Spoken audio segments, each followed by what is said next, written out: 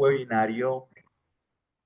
Muchísimas gracias, querida Claudia, y agradecer también a la Universidad del Buen Vivir, al FSMED, y a la campaña por un currículum global de la economía social y solidaria, que es aliado de estos espacios. Compañera Claudia desde Argentina, muchas gracias que nos acompañaste como protagonista en el anterior webinario que estuvimos hablando de educación y feminismos, y que es una de las líderes y las organizaciones aliadas convocantes a este gran espacio. Entonces, Claudia, muchas gracias por ese maravilloso apoyo. ¿Me confirmas que fuiste tú la que pusiste a grabar, cierto? Sí, ya grabé. Ah, bueno. Perfecto, listo. Bueno, entonces, en primer lugar, como les comentaba, este ya es nuestro tercer webinario.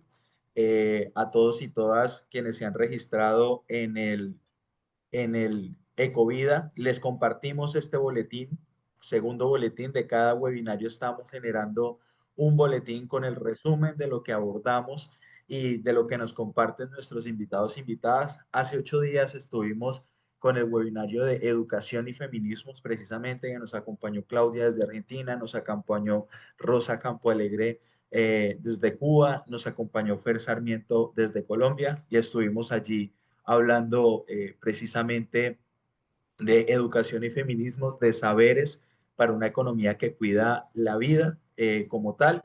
Y en este boletín ustedes encuentran el resumen de eso que nuestros invitadas e invitados especiales de cada webinario nos transmiten como tal, el enlace de la grabación del webinario también. Hace 8 días tuvimos ahí un percance técnico, no quedó grabado todo el webinario, pero de cada webinario vamos a subir la grabación para quienes deseen replicarla, compartirla, volverla a ver y demás. Y también vamos a compartir como esos enlaces de interés que nuestros invitados e invitadas nos comparten, para que nadie se pierda esa valiosa información que nos comparten nuestros invitados e invitadas. Entonces, el día de hoy estamos con nuestro tercer webinario y queremos presentarles a nuestras invitadas e invitados especiales. Nos acompaña, en primer lugar, Rogerio Dalo, de la Confederación Latinoamericana de Cooperativas y Mutuales de Trabajadores, Colacop, desde Brasil, un gran líder de la economía social y solidaria de América Latina. Él nos acompañará como líder de esta confederación, muy amigo de Colombia, nos ha acompañado varias veces acá en nuestro país, en estas conversaciones sobre la economía social y solidaria. Entonces, es nuestro primer invitado que nos estará compartiendo su experiencia y sobre todo desde Colacop, cómo consideran que el trabajo, la economía social y solidaria es una gran herramienta para el trabajo digno y decente. Nos acompaña también Paola Campuzano.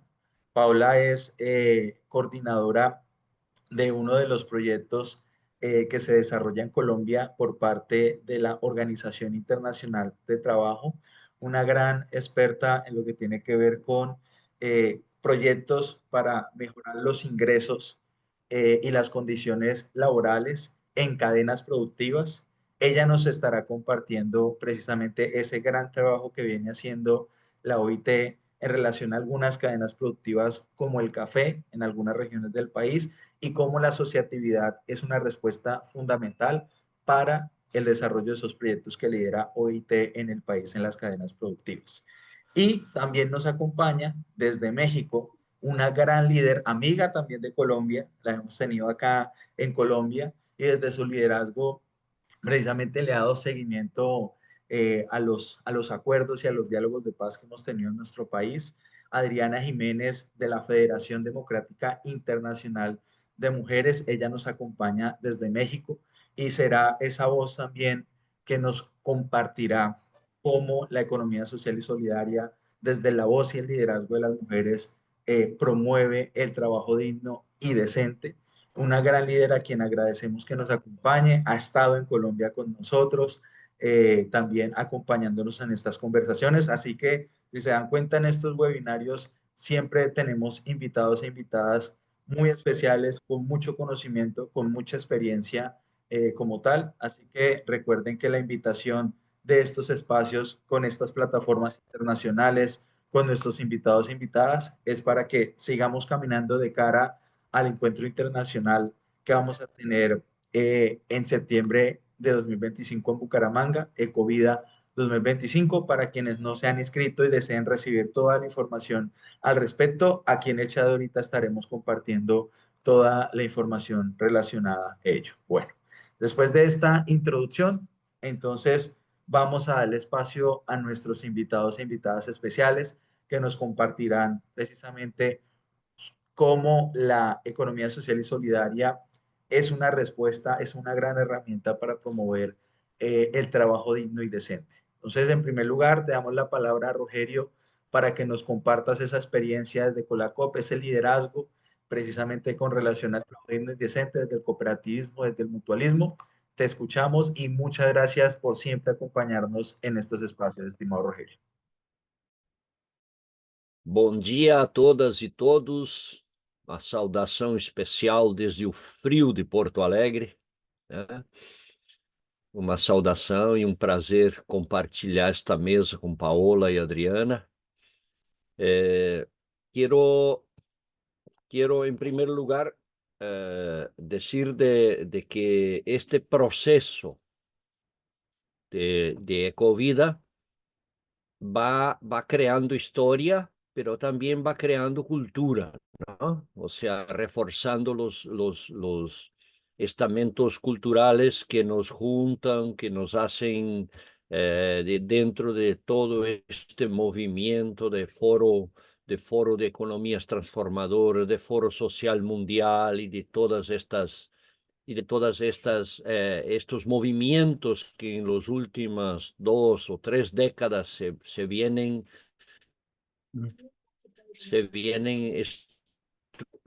estructurando e intentando discutir al sistema liberal, neoliberal, neocolonial, o lo que sea, y ahora neofascista, incluso en algunos, deja inscribirnos en la trinchera de resistencia y de construcción de alternativas.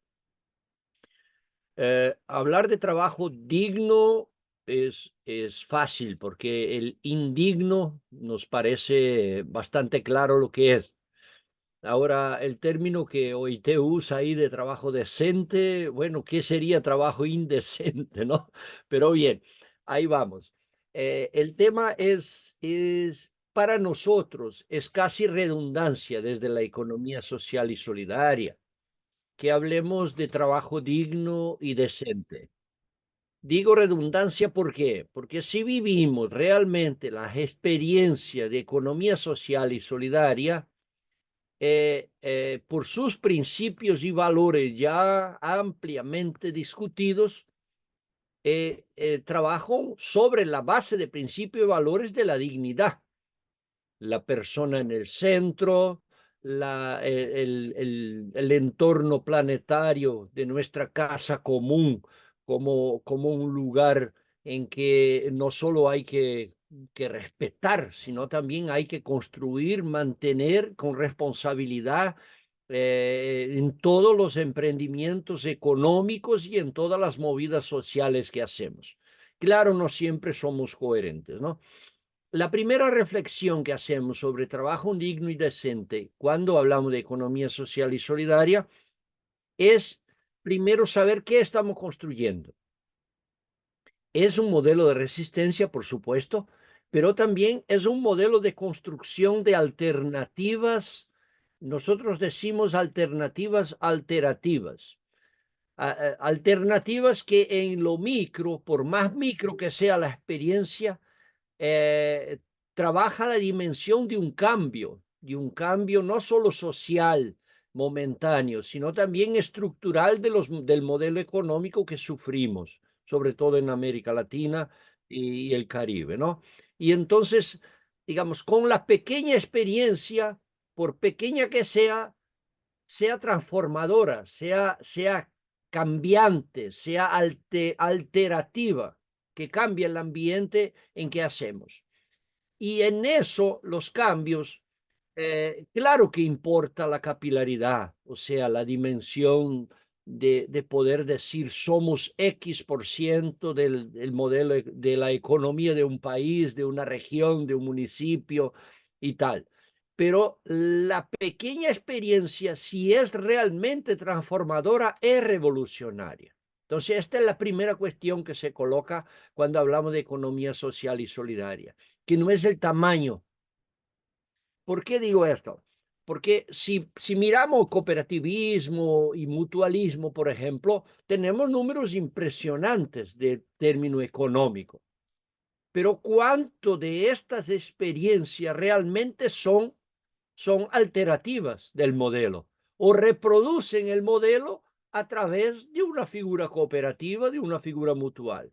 Entonces, nuestra lucha política, por eso somos como Colacó una representación no sistémica, sino ideopolítica, ¿no? De gente que nos juntamos por pensar un modelo distinto, y es más o menos lo que hacemos en casi todas estas experiencias, como lo es RIPES, como es la Red Feminista, como son el Foro Social Mundial, el Foro Economía Transformadora y Ecovida, que se inscribe realmente en eso, enmarcando el tema de transformadora, ¿no? Que sea, que sea la vida en el centro. Entonces, esta primera idea nos lleva a pensar un modelo económico. Si realmente el modelo económico de la economía social y solidaria, más allá de un movimiento que hace buenas experiencias, que comparte sueños, personas, que cuánto incidimos realmente en un modelo económico. Y en eso, como Colacó, 50 años de historia, hemos estado impulsando por lo menos esta tripartita lucha que tenemos. Primero, por ir construyendo el sector social, el sector de la economía social y solidaria, que se junta con otros actores que no son economía social y solidaria, ¿no? Pero que también son confluyentes en esta impronta ideopolítica. Segundo, el Estado, querramos o no, estamos defendiendo a uñas, dientes y mucha resistencia la democracia. Bueno, hemos criticado toda la vida el modelo democrático que tenemos, porque es un modelo de democracia formal, muy débil, no es participativa, es muy poco participativa, es muy representativa, y esta representatividad se reproduce muchas veces por el poder económico y con el poder económico, donde se compran conciencia, donde se compra modelo económico, donde nuestros congresos, nuestros gobiernos, bueno, en la mayoría de ellos hacen un juego que no es nuestro juego de transformación. Entonces, ¿qué cuánto como sector impregnamos dentro del modelo de Estado que estamos construyendo y batallando estándares de gestión a partir de los criterios y de la referencia de la economía social y solidaria? Porque si no, muchas experiencias, incluso de economía social y solidaria, habría que preguntarse realmente es trabajo digno o es un trabajo no, no me gusta el término, pero perdón, Paola, pero no me gusta mucho el término decente, ¿vale? El trabajo digno, muchas veces nuestras compañeras y compañeros en la economía social y solidaria tienen un trabajo de muy baja calidad de vida, de mucha militancia, de mucho esfuerzo, pero uno tendría que cuestionarse realmente esta generación de la vida, de la reproducción de la vida dentro del trabajo en una organización de economía social y solidaria, si realmente es dignidad de la persona. A veces es trabajar mucho y ganar menos que el modelo capitalista neoliberal que tanto combatimos nos permitiría, en tesis. Entonces, este es un... ¿Por qué? Porque el Estado y su legislación no está para nosotros, está en otro modelo, está en otra referencia, está en su mayoría de todo el arcabouzo legal, por ejemplo, pro sistema capitalista neoliberal. Nosotros estamos en una trincherita y con muy poco cobija jurídica de parte del Estado. Y entonces, o somos anarquistas radicales, decimos el Estado que se venga abajo, pero no hemos descubierto todavía un modelo democrático mundial en que se pueda sustituir este modelo que es el Estado, que viene todavía de la Revolución Francesa y todo lo demás. Y el tercer elemento, que es donde estamos muy incrustados nosotros, y un webinar como este es reproducción de eso, que es un modelo pedagógico cultural. O sea, vamos creando cultura, pero en eso también hay un análisis importante, que cuánto desde las experiencias de economía social y solidaria estamos realmente generando una cultura distinta. Porque muchas veces nuestro coco, nuestra cabeza, está dentro de un emprendimiento de economía social y solidaria. Está bien, está bien, está bien, pero con mentalidad absolutamente liberal, neoliberal, individualista, competitiva, si se quiere. O sea, se habla en competitividad incluso dentro de cooperativas. Se habla de esto y no de intercooperación, complementariedad, que serían los principios de una economía social y solidaria. Entonces, en eso, claro, podríamos desglosar algunos detalles del cómo, pero el tema de la economía social y solidaria tiene algunas cosas importantes que puyen para un sistema en que el trabajo digno, ¿no?, de las personas se preserve. Primero, si tenemos claridad de la vida en el centro, de la vida humana, de la vida animal, de la vida vegetal, de la vida planetaria, de la vida interplanetaria y del multiverso que estamos metidos, bueno, si tenemos claridad de esto, es porque el ser humano tiene esta característica de pensarse y pensar el entorno. Y esta característica que nos distingue de los demás seres vivos que por ahí conocemos, esta característica nos da una responsabilidad tremenda de cuidar de este entorno. O sea, ya no podemos ser los inocentes que chupamos lo que sea para sobrevivir. No, no, no. Y el altruismo es parte de nuestro proceso. La primera cuestión. La segunda es, en términos metodológicos, cuánto realmente tenemos claro los procesos de autogestión, porque ahí está un término importante, ¿eh? Para nosotros, por lo menos, la autogestión es el cómo. Si salimos de esto, mira, estamos llenos en este mundo, incluso de la economía social y solidaria, estamos llenos de gente que no es autogestionaria, que está trajinada por el Estado, que está coordinada por ONGs, que está coordinada por liderazgos, y no se reproduce el proceso autogestionario que le da autonomía, según Piaget, ¿no? Autonomía a la persona.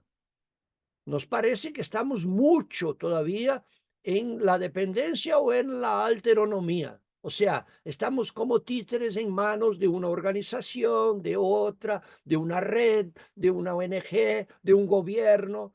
Y entonces el tema autogestionario, que es el cómo nuestro, es un tema de fondo para nosotros. Y yo creo que encuentros como, no digo encuentro, porque no es un encuentro, el proceso como es Ecovida, él tiene que tenerlo claro esto, incluso frente a organismos multilaterales, al Estado, cuando nos sentamos para discutir política pública, muchas veces vamos de sombrerito pidiendo limosna al Estado y no como movimiento autogestionario, por lo tanto autónomo, independiente, que tiene claro que exige del Estado su responsabilidad frente al proceso. ¿Por qué? Porque entendemos que estamos construyendo un modelo que es más justo, más digno, más decente, si se quiere, ¿no? Para la economía, pero también para la sociedad, para las relaciones sociales y de vida. O sea, en economía social y solidaria hablamos de equidad, Y equidad no es lo mismo que igualdad. Hablamos de justicia, que no es lo mismo que limosna, caridad, no sé qué. Hablamos de redistribución del ingreso en forma de justicia y no en meritocracia. Y entonces hay una serie de debates que derivan de estas de esos 2 o 3 pilares, ¿no? Primero, este proyecto pedagógico cultural, que es una cultura distinta, difícil. Tenemos que admitir, nosotros somos incoherentes en eso. En nuestras redes, en la cadena productiva que yo trabajo, en las redes nuestras, tenemos mucha incoherencia, pero así está claro el camino. Nuestras incoherencias son un reto de corrección de camino, ¿no? Y no una invalidez, o sea, no nos saca la validez del modelo, nos saca el reto de poder, de tener que corregir rumbos constantemente para ver que cuánto coherentes somos en el tema de la vida en el centro, en el tema de la autogestión como fórmula de trabajo y de ganar la vida y de reproducir la vida, de preservar la vida, como se quiera, ¿no? Y entonces nos parece que esto es una lógica casi redundancia. Hablar de trabajo digno en economía social y solidaria es casi una redundancia si lo pensamos en la tesis, en la teoría que defendemos, que apoyamos, que empujamos con nuestras experiencias. Es un poco el calentar motores ahí, incluso para poder dejar al debate abierto, ¿eh? Gracias, Sebastián. Bueno, seguimos, ¿eh? Muchas gracias, estimado y querido Rogerio, por esos puntos que pones para la conversación. También resaltando lo que significa Colacop y desde dónde precisamente busca liderar estas apuestas de esa representación ideopolítica y un trabajo de 50 años, donde también nos compartías qué tanto impregnamos e incidimos en el Estado esos estándares de gestión que representen lo que es la economía social y solidaria, y lo que nos planteabas al final sobre la necesidad de promover pedagógica, digamos, una pedagogía para una cultura diferente que represente también esos valores y esa identidad que trabajamos desde la economía social y solidaria, resaltando los procesos de autogestión, ¿no? Esos procesos que nos permiten la autonomía y la independencia como tal, y que es hacia donde debemos avanzar en este modelo pedagógico y cultural. Muchas gracias, querido Rogerio. Con estos apuntes y con estas apreciaciones, le damos paso a Paola para que nos comparta también sus ideas y su experiencia del trabajo que realiza la OIT. Te escuchamos, Pablo, y muchas gracias por acompañarnos.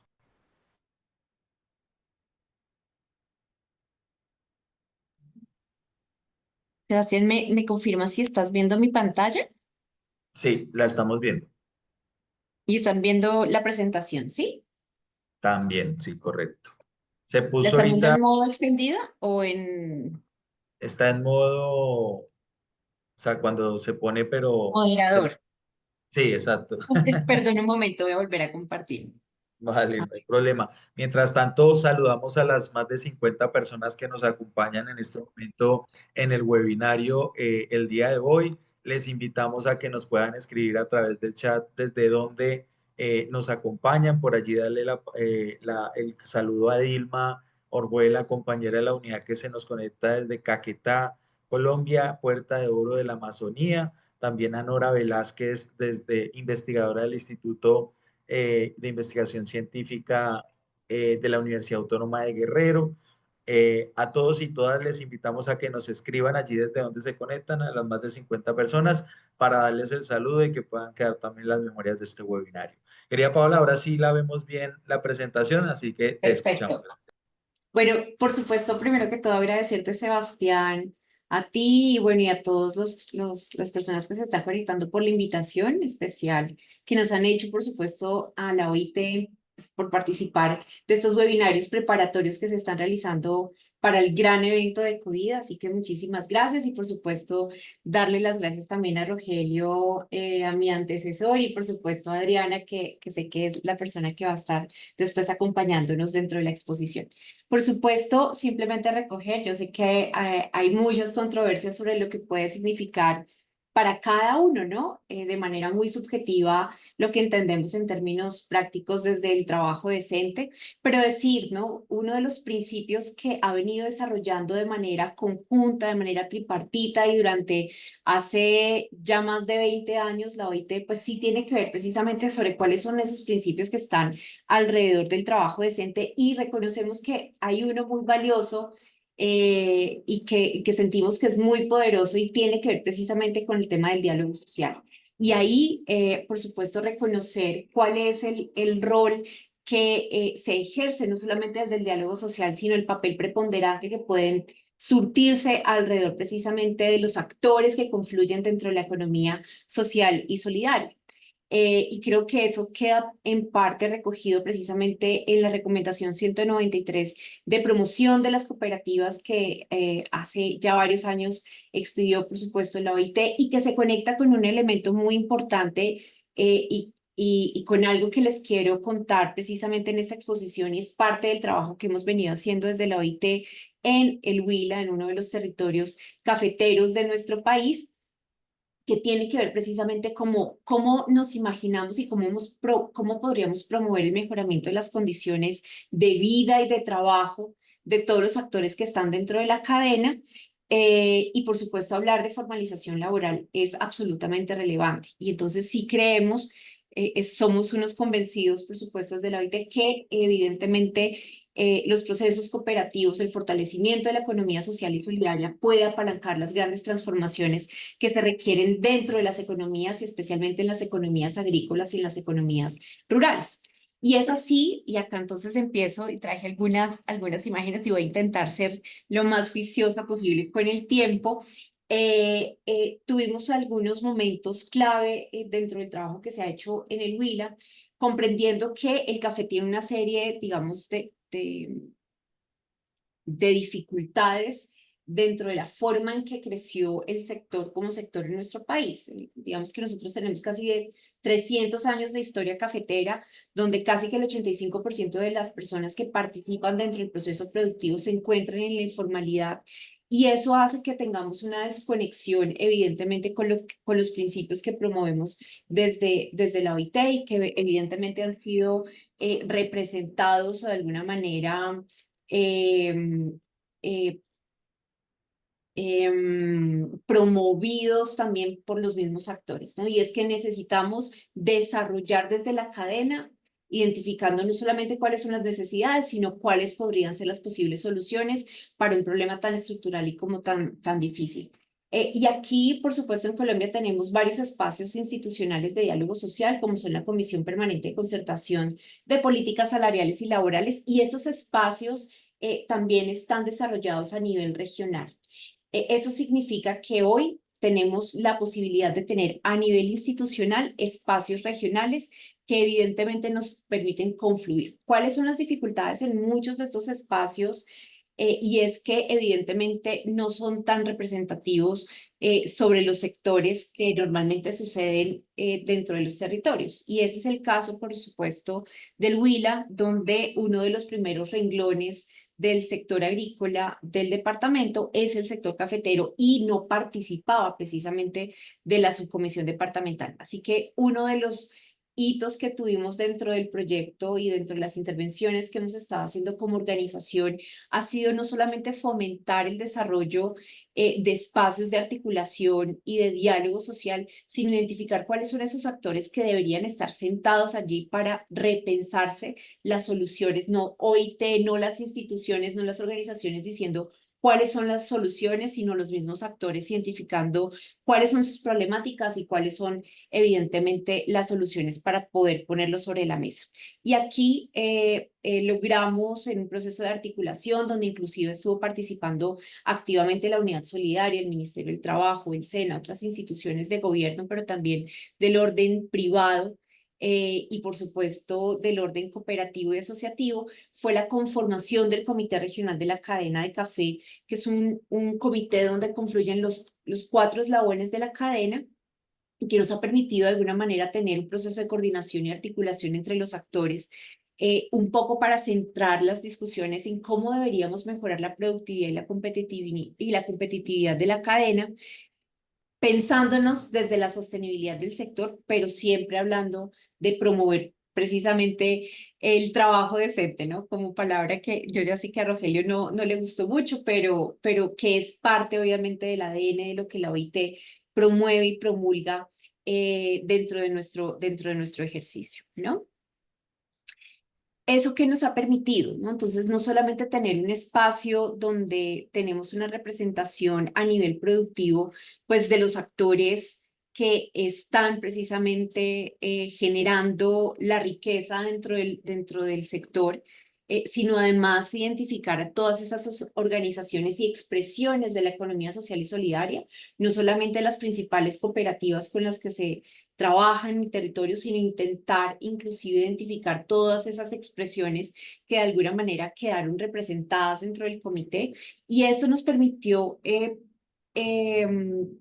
desarrollar el acuerdo de competitividad del encadenamiento productivo del sector café, que no es más sino la política regional de la cadena, donde permite centrar a los actores sobre cuáles son las prioridades en el territorio. Y aquí con algunas novedades.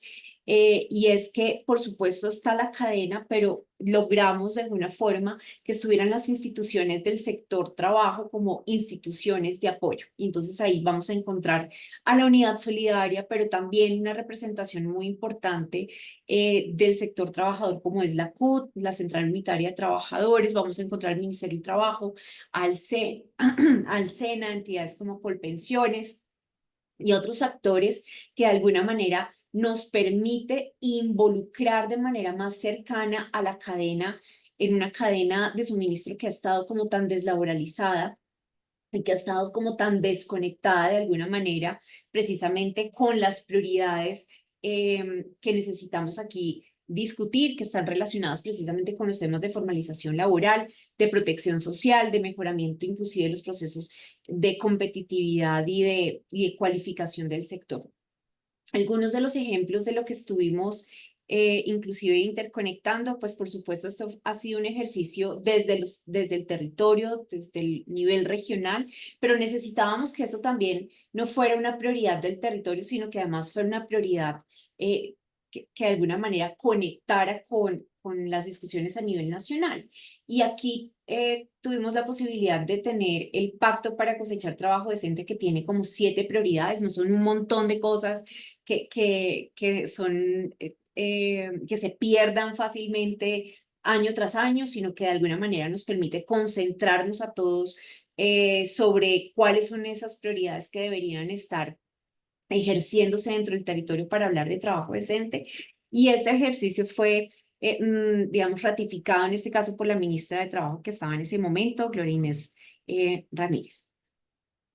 Y acá dentro del pacto, pues hay 7 prioridades, y hay 7 prioridades, y aquí yo puse una estrella en una que creo que se conecta precisamente con esta conversación, y es precisamente con cómo potenciar la capacidad de asociación del sector, cómo ponernos todos en función de mejorar los procesos asociativos y organizativos del territorio. Y aquí desde la OIT hemos venido trabajando en varios frentes. Uno, logramos promover la primera norma de certificación de competencias para los recolectores de café. A la fecha se han certificado más de 5.400 recolectores.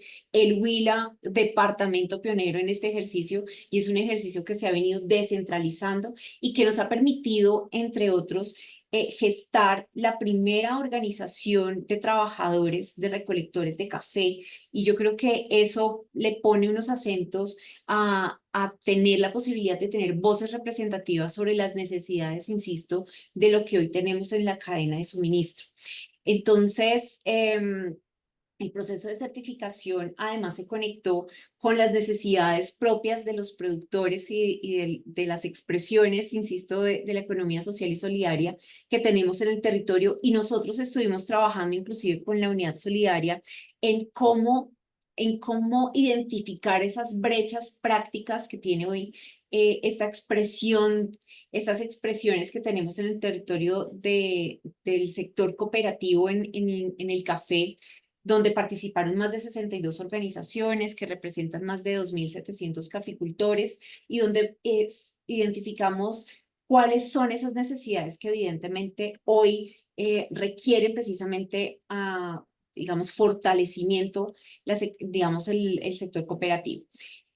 Nosotros hemos continuado impulsando no solamente el desarrollo de los, digamos, de los actores que participaron dentro del proceso asociativo. Inclusive mañana vamos a tener una actividad en el Huila, mañana y pasado mañana, donde van a estar participando los actores y las asociaciones que estuvieron con nosotros en ese proceso de análisis de brecha, y continuamos impulsando lo que tiene que ver con el proceso de evaluación y certificación de competencias, porque creemos que ahí hay potencialidades inclusive para gestar estos procesos organizativos que son tan importantes y tan valiosos precisamente para mejorar la competitividad de las cadenas de suministro, en cómo mejoramos precisamente la economía.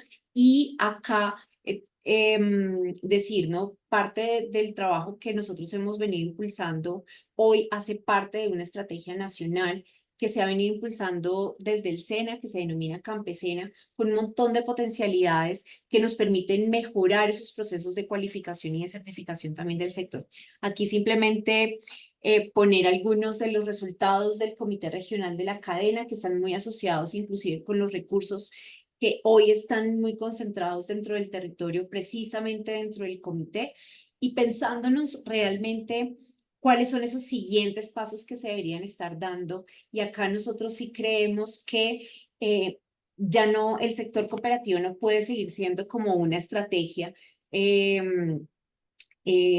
que se tiene en cuenta en algunos momentos y de manera muy fragmentada como alternativas, sino de ser una estrategia absolutamente central de nuestra economía y de nuestro país, porque evidentemente Colombia tiene pues una gran tradición agrícola, y ahí es donde yo entiendo y veo como IT las potencialidades que tiene claramente el sector cooperativo para potencializar y mejorar no solo las cadenas agrícolas, sino cualquier economía de nuestro país. Cómo centralizamos, por supuesto, las soluciones para que sean nuestros actores, nuestros campesinos y campesinas, los que están realmente intentando generar esos procesos de gobernanza y son dueños ellos de desarrollar, por supuesto, sus propias soluciones económicas. Voy a dejarlo hasta ahí, Sebastián, pero muchísimas gracias, por supuesto, por la invitación y atenta a cualquier pregunta, comentario. Muchísimas gracias, Paola, por compartirnos este trabajo que la OIT, a partir de esas recomendaciones que ha hecho de promover las cooperativas, ha venido realizando, conectándolo con el Comité Regional de la Cadena del Café en el departamento del Huila, esa coordinación y articulación de actores que han hecho también a partir de un plan estratégico que tiene la cadena en el departamento y que enfoca sus esfuerzos en la asociatividad. Y muy importante lo que nos mencionaba, lo resalto porque lo conozco, de ese trabajo que se ha hecho de la certificación de competencias laborales de los recolectores, que ya están sindicalizados, con los que hemos hablado de que puedan constituir cooperativas también para poder acceder mucho más a esas mejores condiciones y derechos laborales. Así que muchísimas gracias por esto que nos compartes y por ese excelente trabajo que ha venido haciendo la OIT con el café, que es una de las principales cadenas productivas en Colombia para quienes nos escuchan desde otros países, prácticamente nuestra principal cadena productiva en nuestro país y que está atravesada por asociatividad, por cooperativismo, desde sus formas organizativas. Bueno, ahora nos vamos para México. De Brasil vinimos a Colombia y ahorita nos vamos para México en esta gran conversación sobre economía social y solidaria, trabajo digno y decente.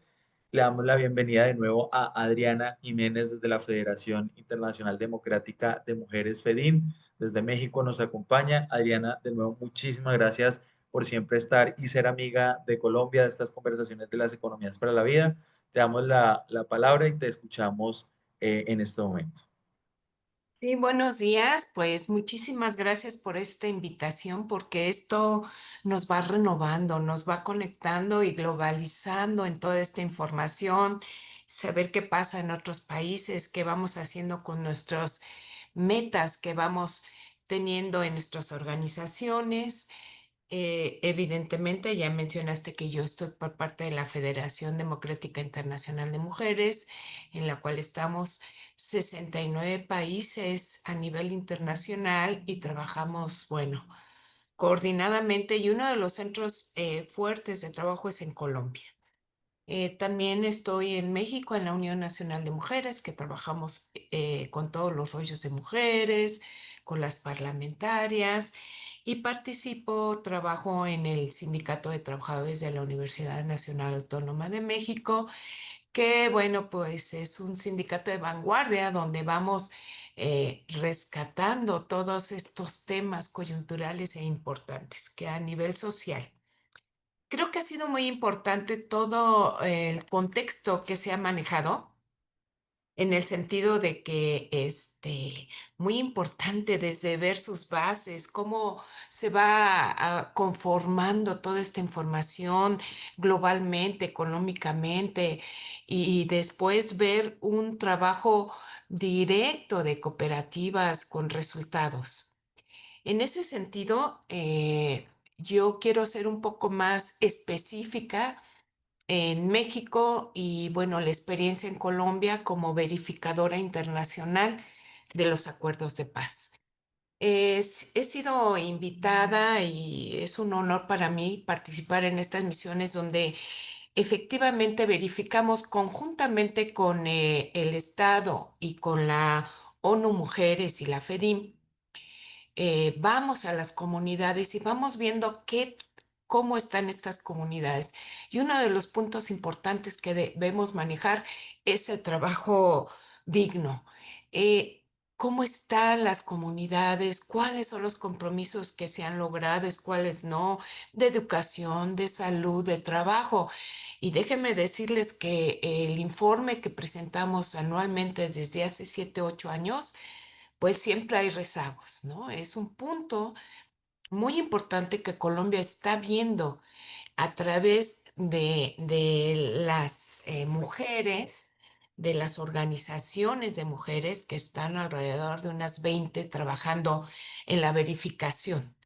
Y bueno, pues no son satisfactorios los resultados, pero hay avances. Y sobre todo en este último año hubo mucho más avance porque vimos un crecimiento en el trabajo de las mujeres, con base a las cooperativas que ya podían poner un negocio, que se juntaron varios. Entonces, eso ha sido muy importante y un gran avance. No tengo los datos ahorita exactos de cómo va ese avance, pero próximamente en noviembre vamos a hacer otra verificación.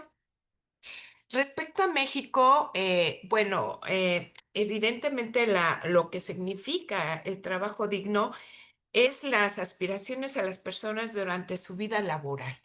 ¿Sí? Significa la oportunidad de acceder a un empleo productivo que genere un ingreso justo, la seguridad en el lugar de trabajo y la protección social para todos, mejores perspectivas de desarrollo personal e integración social, libertad para que los individuos expresen sus opiniones, se organicen y participen en las decisiones que afectan a sus vidas, no solamente en su entorno, como lo habíamos visto, sino a nivel parlamentario, a nivel de organizaciones, a nivel de Estado, y de ahí vamos viendo las organizaciones, sobre todo yo hablo de nivel sindical, que están el diálogo sindical, mi sindicato que preside la Unión Nacional de Trabajadores, donde conjuntamente a nivel nacional vamos trabajando estos temas,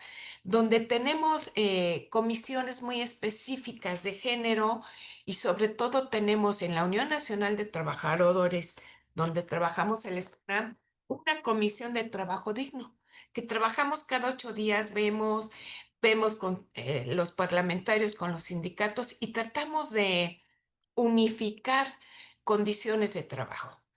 ¿Cuáles estas condiciones? Son muchas, pero voy a resaltar una de las que es muy importante sobre el trabajo en la OIT, que ya nos explicaron y que es importantísimo. Desde 1999, el trabajo digno se ha estado manejando más específico y cada vez vamos aterrizando más ese concepto, esas definiciones y lo que queremos, tanto los trabajadores y bueno, un poco más yo me dirijo a las mujeres.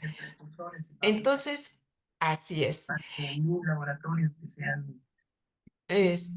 Bueno, en ese sentido, podemos decir que la OIT ha hecho un gran esfuerzo y un gran trabajo desde 1999 con también el convenio 190, que especifica la no violencia laboral. Bueno, los países hemos tenido año tras año, asistimos, trabajamos para ver cómo estamos, pero en México queremos decirle que hace 2 años ratificamos el convenio en México. Ya estamos integradas y bueno, lo festejamos, todas las feministas, todas las mujeres, el gobierno y todo. Sin embargo, ¿qué pasa? La aplicación del convenio es muy difícil. Porque, ¿qué pasó? Ya lo ratificamos y bueno, intégrese en todos los sentidos que tiene que ser en contra de la violencia, pero su aplicación y su implementación es lo que cuesta trabajo. Y quiero darles un ejemplo en mi sindicato. En la Universidad Nacional Autónoma de México tenemos un protocolo en contra de la violencia donde entran alumnos, académicos, investigadores, trabajadores de base y trabajadores de confianza. Y sin embargo, digamos que un 70% de ese protocolo está muy bien, pero hay partes que no, como la presunción de inocencia, como que la universidad es juez y parte y entonces dictamina, y toda esa parte de la aplicación de la no violencia, pues estamos en proceso en México. Asimismo, tenemos leyes excelentes. No, hombre, podemos ir a un evento y decir toda la lista de leyes en contra de la violencia en nuestro México. Sin embargo, la aplicación, el seguimiento y la impunidad no ayuda. Entonces claro, vamos en una pirámide, ¿no? De lo más grande vamos llegando. Y no todo es malo, pero no todo es bueno.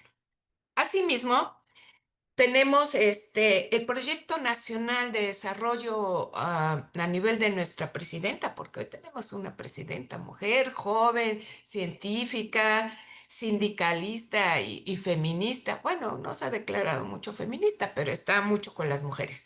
Y asimismo en la Ciudad de México, donde yo laboro y vivo, nuestra compañera y la maestra Clara Brugada, excelente, con todo su plan de desarrollo. ¿Qué contiene este plan de desarrollo? Evidentemente, lugares ya de asesoría jurídica en contra de violencia de todos niños, pero en especial de mujeres. Se han conformado refugios e instalaciones jurídicas para las mujeres que son violentadas. Pero asimismo en los sindicatos se está trabajando en comisiones, en las mesas de diálogos, la no violencia. Esto, imagínense lo que implica erradicar la violencia y sobre todo el machismo, sobre todo las acciones masculinas que nos llevan a una serie de contradicciones.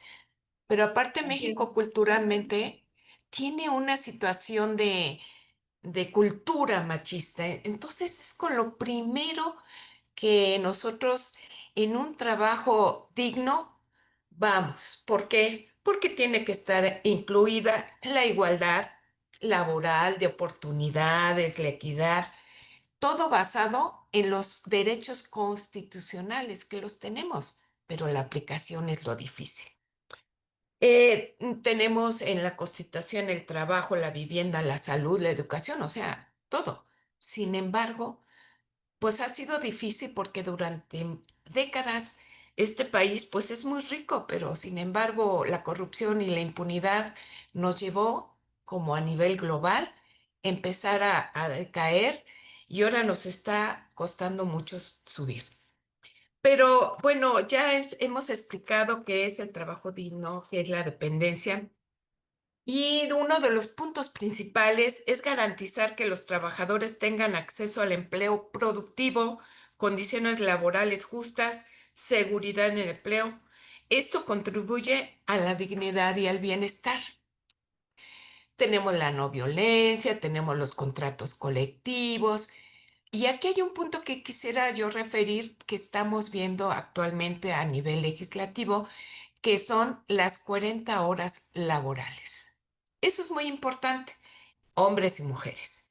Sin embargo, bueno, pues es toda una situación porque, bueno, los trabajadores queremos 40 horas, pero los empleadores dicen, no, espérenme, ¿no? Eso me cuesta y yo requiero más. Entonces estamos en un proceso muy importante de reformas. Ya se aplicó una reforma laboral en la que evidentemente hay más igualdad, hay más equidad, pero ya con la lupa, las mujeres quedamos en condiciones menores. No hay realmente una igualdad, no hay una equidad, porque todavía la educación y la cultura implica mucho. Tenemos también que ver que es esencial para promover la justicia laboral y el desarrollo sostenible, que este trabajo, que le llamamos decente o digno, sea más, que sea más tomado en cuenta, que se replique más en todos los sectores, sobre todo en los sectores productivos, educativos, porque de la educación es donde vamos a empezar a cambiar, donde vamos a tomar efectivamente lo que decía Rogelio, toda esa cuestión sostenible, donde hay vida, donde está el ambiente, donde está la tierra, donde están las plantas, los árboles, pues esto tenemos que empezar desde la educación, ¿verdad? En las primarias. Garantizar que los trabajadores tengan condiciones laborales y justas, pues están garantizadas en la Constitución, pero lo que decían anteriormente, ¿cómo lo aplicamos? Y parece haber otra... otros lentes por parte del gobierno de ver esta situación. Nuestra presidenta evidentemente ha trabajado mucho la sustentabilidad, entonces vamos encaminados a eso. Dentro del trabajo digno, ¿qué implica? Un trabajo estable y de calidad, salario digno y remunerador, jornadas de trabajo apegadas a la ley, igualdad de oportunidades y condiciones entre hombres y mujeres, acceso a un modelo de seguridad social equitativo, universal y público. Una visión de salud integral de la salud laboral de las y los trabajadores. Respeto a la libertad de asociación, fomentar y garantizar la capacitación laboral. Está libre de violencia laboral y hostigamiento sexual, que promueva la equidad en responsabilidades familiares. Y en esto me detengo, porque ahora dentro de los programas de gobierno, dentro de la FEDIM, de las organizaciones feministas y de mi sindicato, se están implementando el trabajo del cuidado. Esto es muy importante, que ahora la OIT en la pasada y antepasada asamblea se manejó como un tema prioritario. Entonces, estamos hablando que ahora los cuidados son importantes. ¿Por qué? Porque uno dice, ay, no, yo cuidadora. No, no es que seamos cuidadores. A partir de que pasó lo de la pandemia, cambiamos las familias, cambiamos las estructuras, la gente, los trabajos. Y eso implicó conformación de familias diferentes, padres ausentes, fallecidos, abuelos, hijos, y entonces todo eso seguimos en el camino. Me avisa Sebastián porque yo me encarrero. Vamos en ese camino de que hoy las familias estamos conformadas de otra manera. Y entonces necesitamos el cuidado de nuestros familiares, del cual implica más costo, trabajo y salud de las mujeres. ¿Por qué? Porque las mujeres culturalmente nos aplicamos. Decimos, no, yo cuido al suegro, al hijo, al esposo, al gato, al perro, a todos, ¿sí? Entonces esa parte empieza a darse el análisis de que hay que ver los cuidados, pero el trabajo de cuidados, porque no vas a llegar a una cama y dar los alimentos, no, es ver desde el Estado, porque es una política que debe de surgir del Estado, en donde el Estado, los empleadores, la sociedad, los trabajadores y los sindicatos, que yo le implico así, las organizaciones, implementemos políticas públicas para mejorar esto, porque en un futuro va a ser un grave problema, y sobre todo para las mujeres. Que se considere la opinión de las y los trabajadores en beneficios del proceso del trabajo y el ambiental laboral. Bueno, pues pienso que Ecovida es exactamente lo que estamos buscando para estar generando todas estas políticas, todos estos temas que solamente a este nivel podemos irnos concientizando, ahora sí que globalmente. Y bueno, para terminar, yo diría que se requiere el trabajo de gobiernos, empleadores y presentaciones de los trabajadores, sindicatos y organizaciones. Sobre todo el trabajo que estamos dando las mujeres feministas es muy importante. Ya viene Beijing +30, donde vienen plasmados las situaciones que requiere y que está promoviendo Ecovida. Aquí en México se está retomando y ojalá sea un tema posterior. No sé si estoy a tiempo, me pasé, pero bueno, esto sería en parte como otra parte del trabajo digno para complementar las exposiciones que han dado excelentemente mis compañeros Rogelio y Paola. Gracias, Sebastián. Muchísimas gracias, estimada Adriana, por el trabajo que nos compartías, que realiza la FEDIN de la mano de la OIT, esa maravillosa labor que también desarrollan en Colombia con la misión de verificación de la mano de ONU Mujeres, precisamente del acuerdo de paz, lo que nos compartías del sindicato de la UNAM, ¿cierto? Ese gran trabajo que también, y esa incidencia que hacen en México, los desafíos alrededor de la aplicación e implementación de esos convenios que Colombia y creo que los países de América Latina no somos ajenos, que por un lado está lo que ratifican los convenios y por otro lado ya que se puedan implementar en cada país tienen muchas barreras.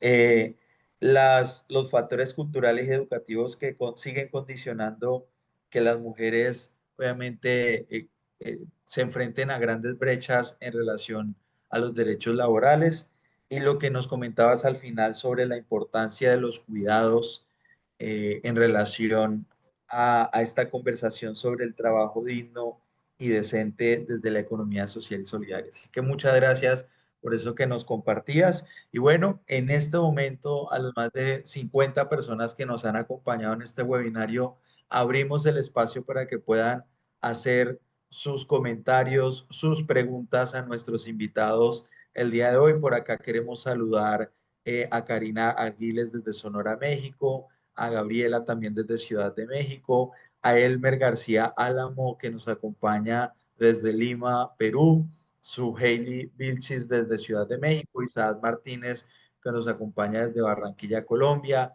al compañero Luis Alberto Pescador que desde el Huila nos acompaña desde la Fundación Ultrahuilca, también a Marcela Medina desde Puerto Carreño, Vichada, Colombia.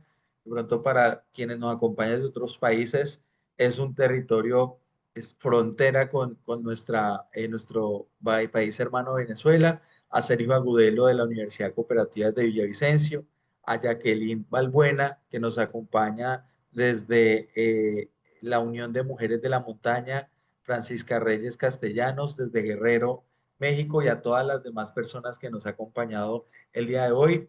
Abrimos el espacio, preguntas, comentarios que deseen realizarles a las exposiciones que nos han realizado Rogeiro, Paola y Adriana. También está el espacio para que nuestros invitados quisieran, si quieren complementar algo, lo puedan hacer mientras recibimos las posibles preguntas y comentarios.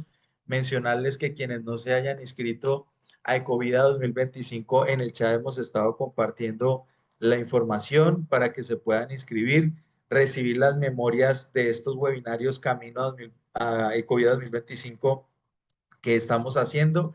Este ya es el tercer webinario precisamente que hacemos. Vamos a tener webinario de aquí a septiembre los miércoles a las 10 de la mañana, hora Colombia, el día de hoy sobre trabajo digno y decente. Dentro de 8 días lo vamos a tener sobre comunicación alternativa y popular. Nos estará compartiendo, nos estarán acompañando allí tres invitados e invitadas muy especiales. Nos va a acompañar el medio de comunicación de Cataluña, el diario Journal Cat, un diario especializado en economía social y solidaria. Va a acompañar su directora y nos van a acompañar también dos compañeros de las redes de comunicación solidaria que se han venido promoviendo en los últimos años en Colombia. El compañero Eric Sentipensante desde el Turismo, Periodismo Rural en Movimiento, y nos va a acompañar también Fanny Esperanza de Lo que no te contó la TV desde el departamento del Huila.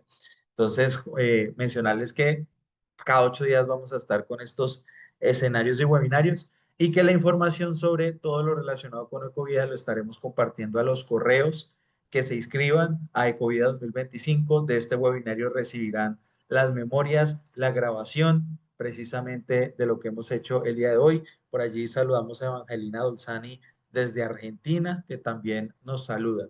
Bueno, no hemos recibido preguntas, comentarios, creo que ha sido muy Sí, yo sí, ilustrativa. yo sí, Ah, yo bueno, sí. profe Priscila, quienes deseen el micrófono lo pueden hacer. Profe Priscila, desde Sí, la sí, Universidad sí, Cooperativa, te escuchamos. sí, qué rico. Amo estos escenarios donde de verdad compartimos unas experiencias. Si bien es cierto, se asemeja mucho a lo que vivimos nosotros en Colombia. ¿Sí me escuchas, Sebas? Sí, ok. Si bien es cierto, son, digamos, maravilloso encontrar que hay situaciones muy afines entre unas y otras. De hecho, pues nuestros países que compartimos cultura, compartimos aspectos políticos, económicos similares. Y este tema tan maravilloso que has traído acá sigue siendo para nosotros igual. Yo como profesora de la Universidad Cooperativa de Colombia, bien saben que hemos tenido como esa intencionalidad de entregarle a los estudiantes, ¿cierto?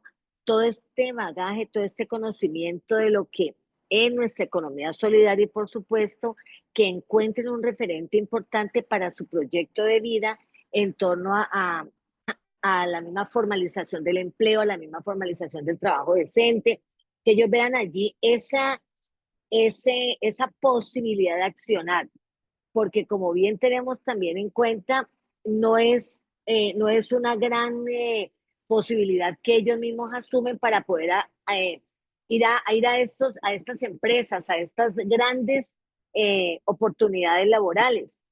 ¿Cómo hacen ustedes en sus países para que desde la parte educativa esto se fomente? ¿Cómo hacen para que los estudiantes puedan reconocer esto y de verdad busquen como una finalidad de vida ese proyecto de vida para ellos, donde sea visible para ellos todo este proceso? Cualquiera de los expositores que me lo pueda mencionar. Gracias. Gracias, profe Priscila.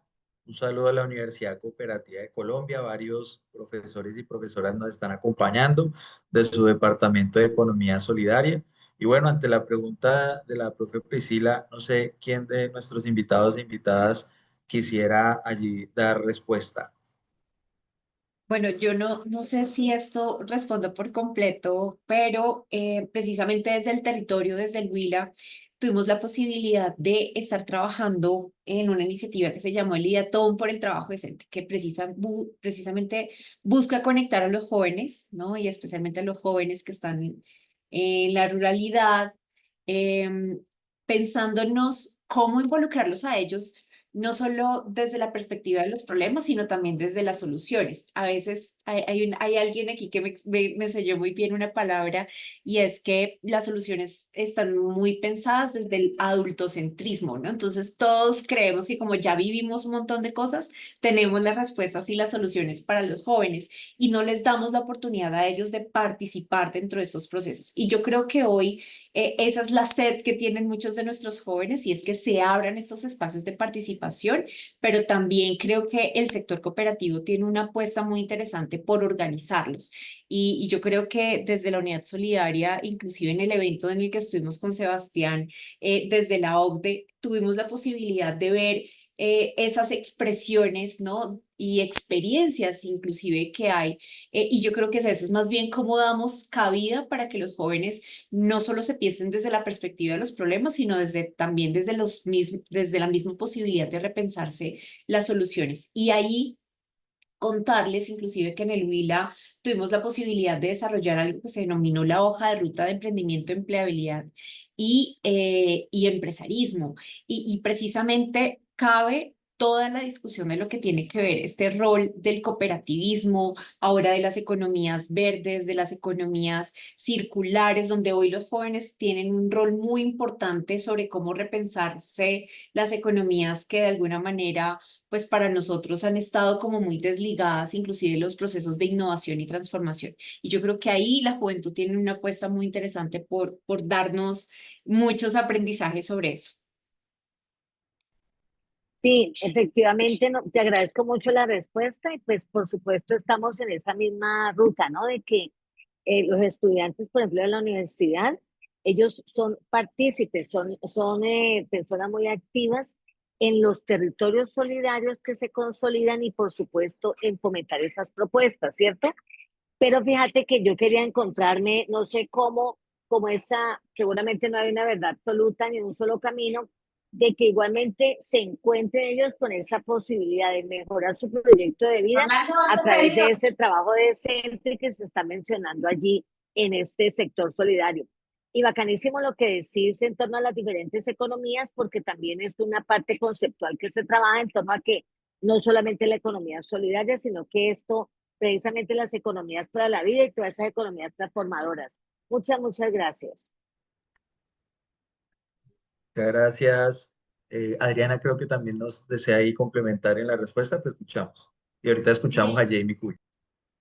Bueno, yo creo que es básico lo que dijo Paola, o sea, es la base, Sí, sobre todo la participación de los jóvenes.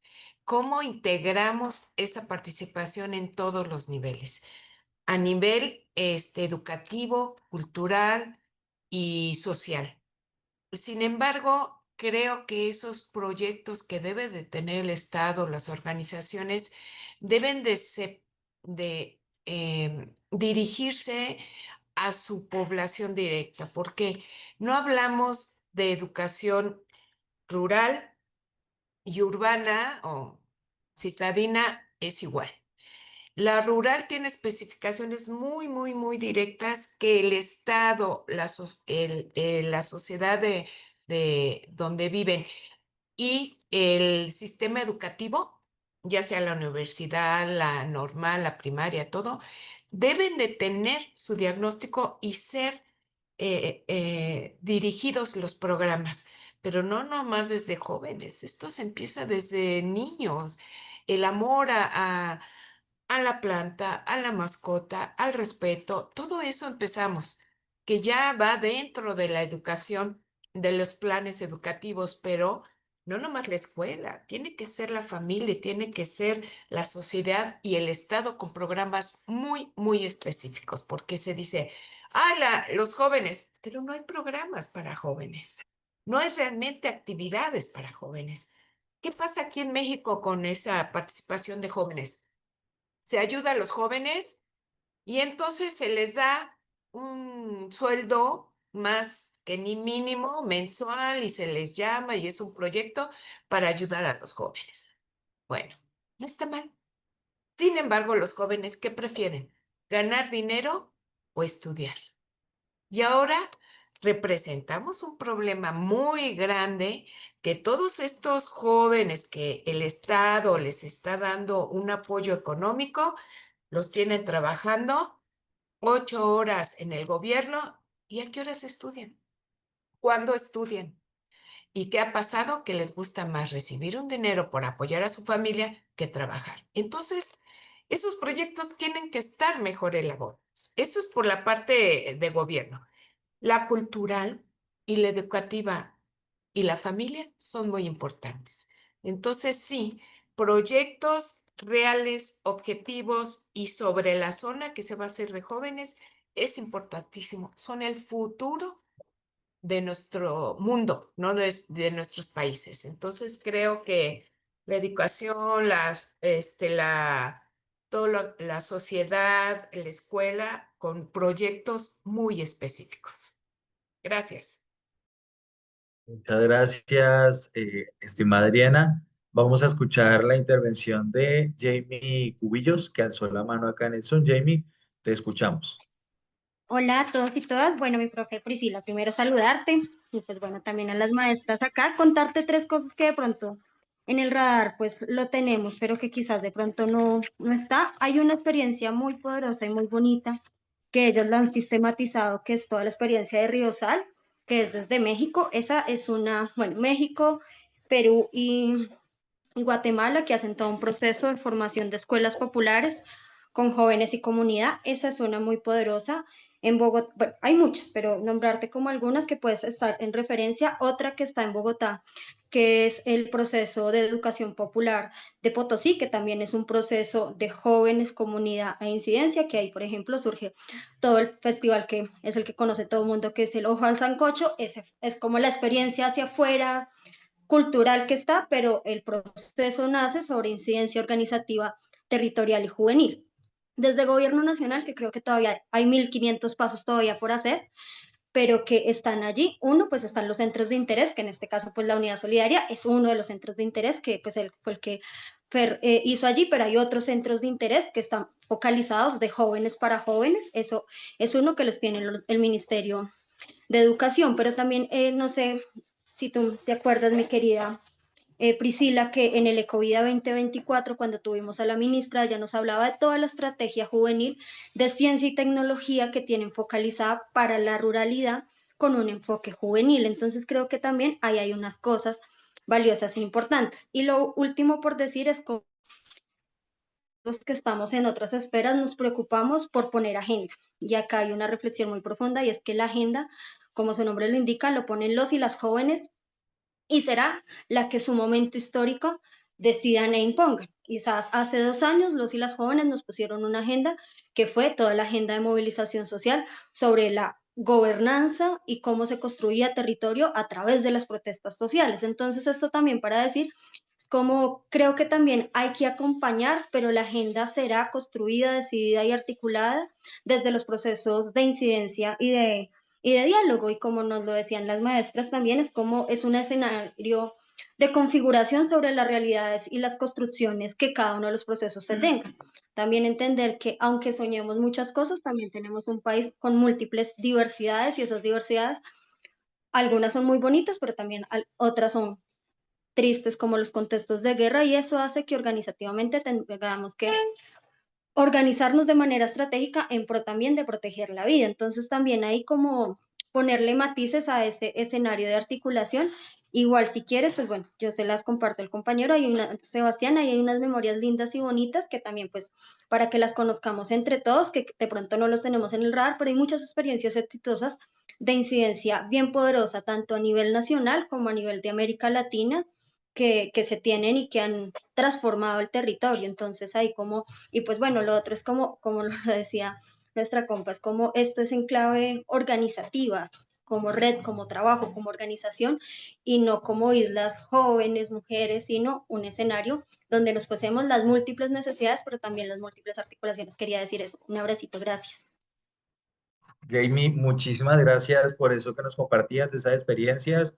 Quedo atento que me transmitas la info para incluirla dentro de las memorias de este webinario para que todos y todas tengamos acceso a ellas y multiplicar esa información, esos conocimientos en aras de también tener una mayor inclusión de los jóvenes en estos asuntos. Vamos a tener un webinario sobre juventudes el 13 de agosto, con base a la conmemoración del Día Internacional de la Juventud de Naciones Unidas. Entonces, de la mano de varios colectivos de jóvenes de América Latina que trabajan en la economía social y solidaria, vamos a tener un webinario el 13 de agosto, o sea, el del 6 va a ser sobre comunicación alternativa y popular, y el del 13 en 2 semanas va a ser sobre juventudes. Así que importante eso que nos comenta Jamie, que me preguntaba también la profe Priscila, para tenerlo como insumo de cara a ese webinario, esa conversación dentro de 15 días. No sé, Rogelio, si Maravilloso, también. maravilloso.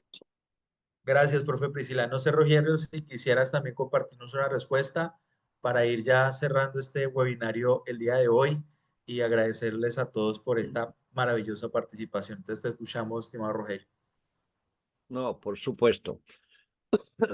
No, quisiera nada más que complementar una reflexión que hemos tenido en varios espacios nuestros en los últimos años. A veces la tentación de nosotros de hacer las cosas para los demás, ¿ah?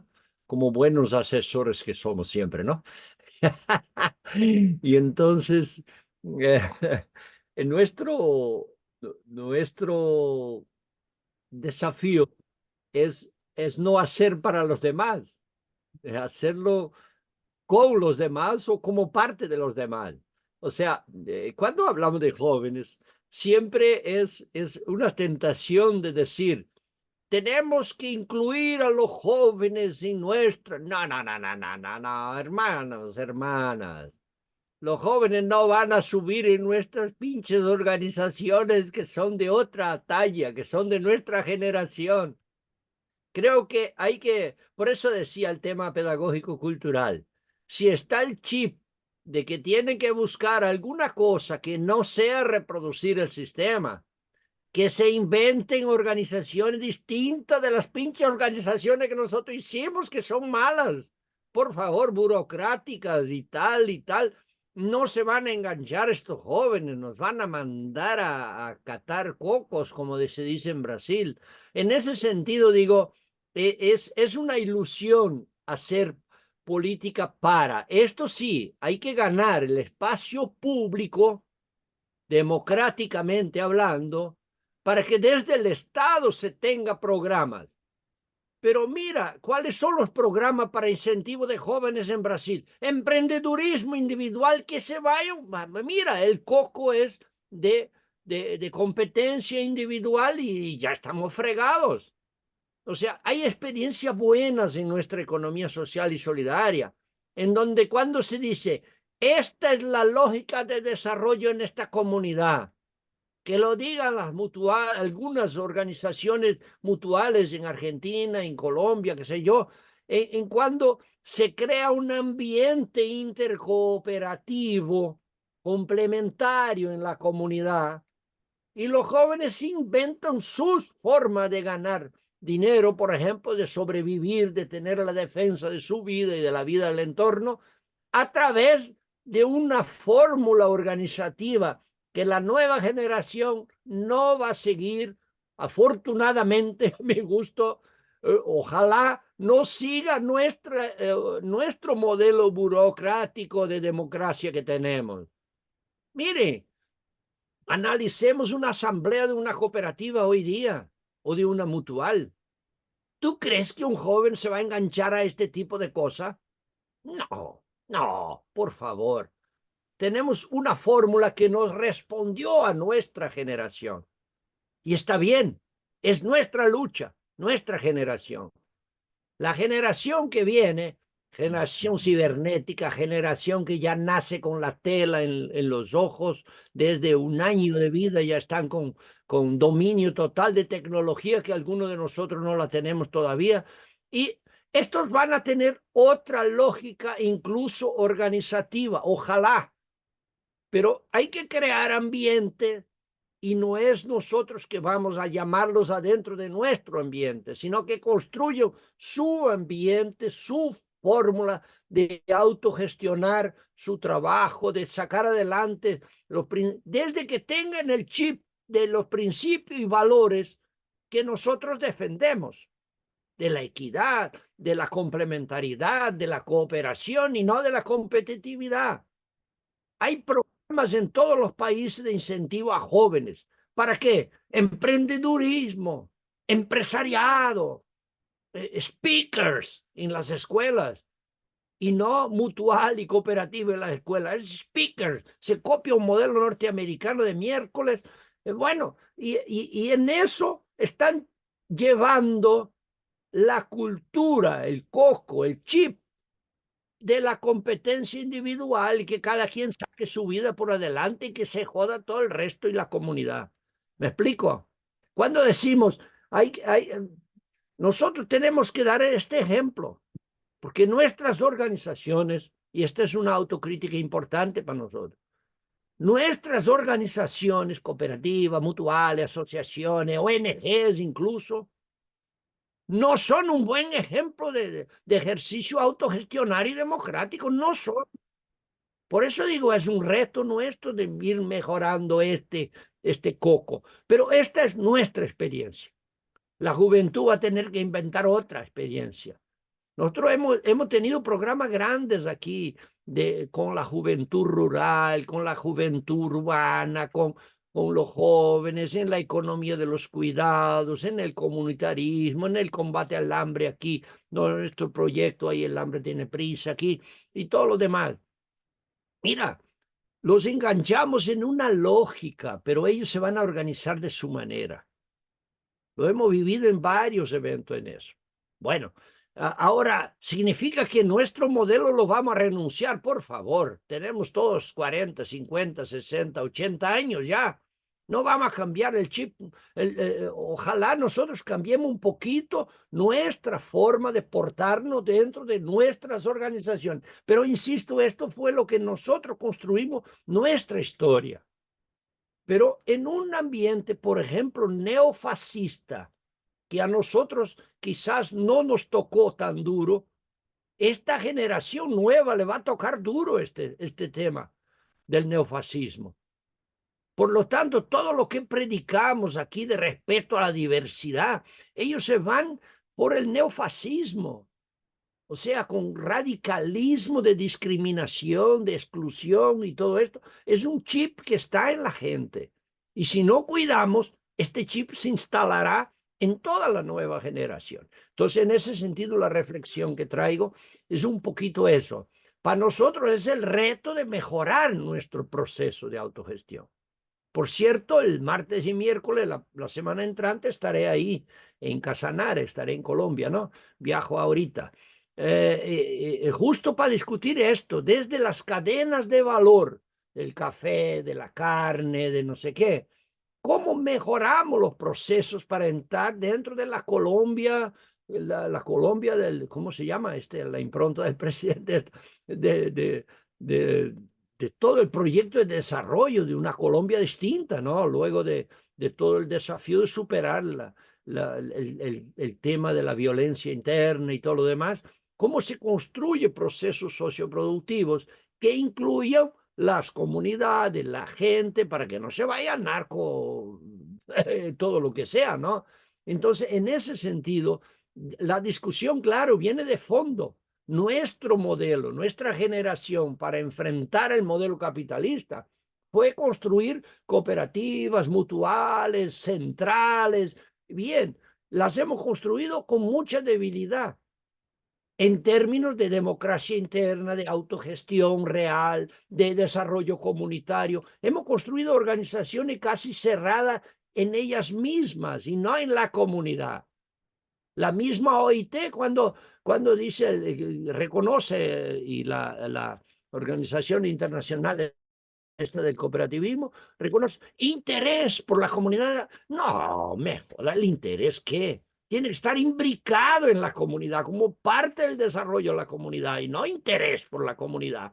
Entonces, reproducimos el modelo capitalista que es me sobra algo de toda la exploración que hice, lo voy a invertir en la comunidad. Es más o menos esta lógica que la hemos reproducido.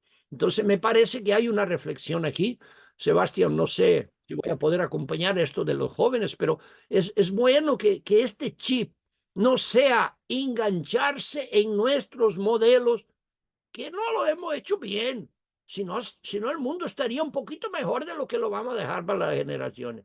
No lo hemos hecho bien en términos de autogestión, en términos de equidad. Basta ver la directiva de las cooperativas nuestras. La gran mayoría son hombres, otra vez, viejos y hombres y machistas, ¿no? Y se incluyen mujeres. Bueno, se empezó un trabajo, pero se empezó, mira lo que estamos diciendo. No era nuestro ADN en nuestras organizaciones. Y entonces las organizaciones nuevas que vienen construyéndose, la economía social está llena de nuevas experiencias en que esto realmente es un chip que parece que cambia, que parece despacito que cambie. Ojalá cambie también en la estructura económica central y no solo en periferias, ¿no?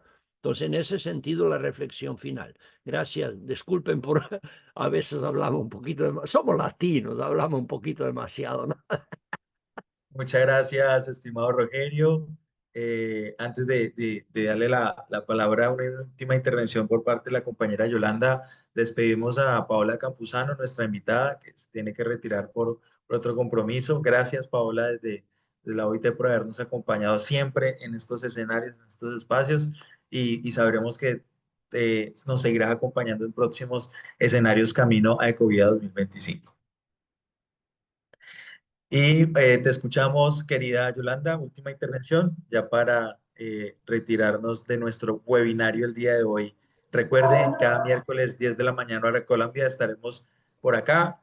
No olviden inscribirse en Ecovía 2025 para que reciban toda la información. Te escuchamos, querida Yolanda. Y muchas gracias a los ponentes del día de hoy, a Rogelio, Paola y Adriana, por todos esos aportes. Especialmente me voy a referir a la intervención y absolutamente de acuerdo con Rogelio. Hay que construir la dignidad como, realmente como proceso, y en el marco de eso nosotros como Unidad Solidaria tenemos el sistema de educación para la asociatividad solidaria, digamos, como pilares en el marco no solamente del plan de desarrollo, sino la apuesta que tiene el gobierno nacional. Y venimos trabajando en los colegios, educando para la asociatividad y la solidaridad con jóvenes. Esto visto como proceso tiene que ver con todo el tema de, por supuesto, de la dignidad humana, la organización social, desde los colegios, ¿sí? Entonces, esta es una gran apuesta, digamos, que tenemos. De pronto podemos compartir en otro momento lo que es el sistema de educación y la agenda de asociatividad que tiene el SEAS, que es realmente absolutamente interesante, que tenemos una apuesta, digamos, de trabajar. Tenemos muchos colegios focalizados y hemos venido, digamos, apostando a esto en el fomento de la asociatividad con los jóvenes. Entonces, es una experiencia muy bonita y que, bueno, que la dejo ahí para de pronto en otro webinario que podamos abordar este tema y esta apuesta. Muchas gracias. Gracias, querida Yolanda, por tu aporte, por tu intervención, por siempre también acompañarnos en estos webinarios Camino a Ecovía 2025. Y por acá también, pues nos vamos entonces retirando. Gracias a nuestros invitados e invitadas. Gracias a Adriana por habernos acompañado. Ella nos compartió una presentación que anexaremos a las memorias que les estaremos enviando a todos y todas sobre el webinario del día de hoy. Gracias a Guido Franco allí desde Ecuador, que precisamente nos saluda, al profesor Luis Eduardo Ramírez allí que también nos saluda. Estimado Rogelio, qué gusto que vas a estar por acá por Colombia pronto en las tierras llaneras del Casanare, ayudándonos como siempre en este maravilloso trabajo que estamos haciendo desde de nuestro país. Y gracias, Rogelio, por habernos acompañado, haber aceptado la invitación, por ese excelente trabajo que hacen desde Colacop. Y un saludo para todas las personas allí que nos están escribiendo a través del chat, profesor Segundo Porras, que estuvo muy activo en el chat, Sergio Agudelo, a Laura Ofelia desde Zacatecas, México, a la profe Luz Mayele también de la Universidad Cooperativa, y a todos y todas por este maravilloso espacio. Reiterar de nuevo el agradecimiento a la Universidad del Buen Vivir por permitirnos y ser aliado de este espacio con la plataforma de Zoom. Estará llegando dentro de del boletín la memoria, la grabación de este webinario para que puedan multiplicar todo esto que se está realizando camino a Ecovida 2025. Nos vemos próximo miércoles, 10 de la mañana hora Colombia, tema dentro de 8 días, comunicación popular y alternativa. Hasta luego a todos y todas. Chao, chao. Chao, muchas gracias. Hasta luego, buen día. Gracias a todos y todas. Hasta luego, buen día. Hasta luego, querida Adriana, muy amable.